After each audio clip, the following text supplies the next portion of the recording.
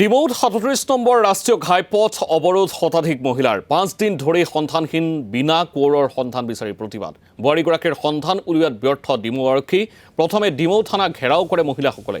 কোঁৱৰ দিহিঙীয়া গাঁৱৰ মুন দিহিঙীয়াৰ পত্নী বিনা কোঁৱৰ দিহিঙীয়া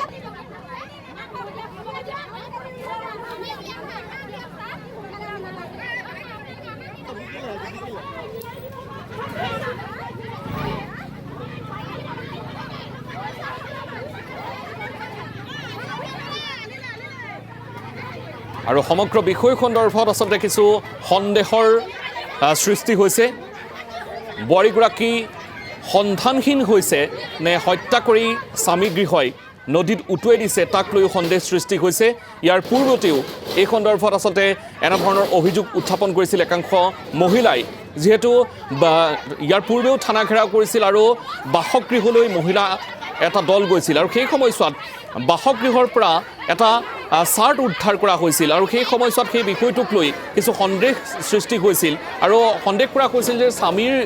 গৃহৰ পৰাই এই সমগ্ৰ আচলতে পৰিকল্পনা ৰচনা কৰা হৈছে আৰু হত্যা কৰা হৈছে এতিয়া পৰৱৰ্তী সময়ছোৱাত এই কথাবোৰ যদি সঁচা হয় তেতিয়াহ'লে এক ভয়ংকৰ ঘটনা কিন্তু এই মুহূৰ্তলৈকে আচলতে কোনো ধৰণৰ তথ্য স্পষ্ট হোৱা নাই ইয়াৰ সন্দেহে ৰাইজৰ আৰু আৰক্ষী থানা এনেধৰণেই উত্তাল কৰি তুলিছে আমি এই মুহূৰ্তত পৰিৱেশটো দেখুৱাইছোঁ আৰক্ষীয়ে থানাখন ঘেৰাও কৰা সময়ছোৱাত বাধা প্ৰদান কৰিবলৈ চেষ্টা কৰিছে কিন্তু বাৰে বাৰে তেখেতসকলে প্ৰৱেশ কৰিবৰ কাৰণে যত্ন কৰিছে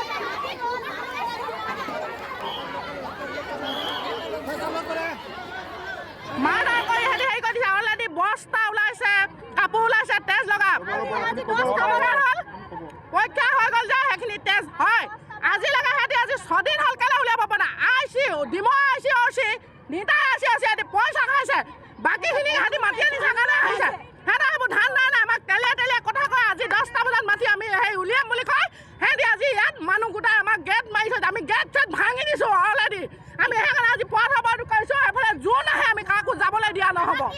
আমাৰ মুঠতে জীৱিত জীয়াই আছে মৰিলে আমাক যি লাগে লাগে ডিচি অফিচলৈ অলৰেডি গৈছে বুলি কৈছে যে এই চুইচাইড বুলি চুইচাইড যদি হ'লে তেতিয়াহ'লে মিটাৰেটো কোনটো আজি 10টা বজাত মাতিছিলে আমি সেইমতে গোটেই ৰাইজ আহিছিলোঁ কিন্তু সেই তাত আৰক্ষী প্ৰশাসনে গেট বন্ধ কৰি দিছে আমাৰ কথাটো নুশুধাকৈ কিয় গেট বন্ধ কৰি